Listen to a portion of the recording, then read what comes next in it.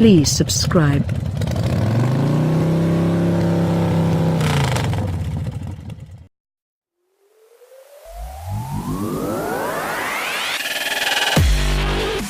The Santa Fe is the largest and only 3-row SUV offered by Hyundai, positioned ahead of the smaller 2-row Tucson and Santa Fe Sport.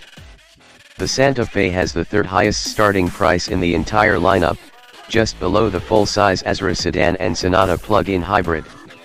The 3-row Hyundai Santa Fe received a refresh for the 2017 model year, so expect minimal changes for the 2018 model year.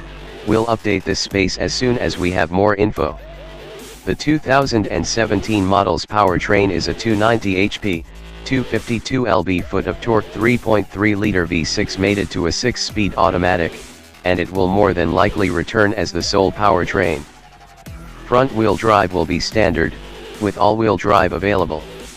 Available features like the 8.0-inch touchscreen navigation system with Android Auto and Infinity Premium Audio with Quantum Logic surround sound and Clarify music restoration technology will return, and Apple CarPlay will probably become standard on some trims instead of a do-it-yourself upgrade, as on the 2017s.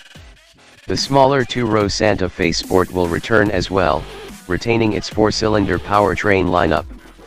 The 2018 Hyundai Santa Fe should return with a standard rear-view camera, available multi-view camera system, adaptive cruise control with stop/start, lane departure warning, automatic emergency braking with pedestrian detection, and dynamic bending light, turns headlights in the same direction as the steering wheel when turning, with high beam assist.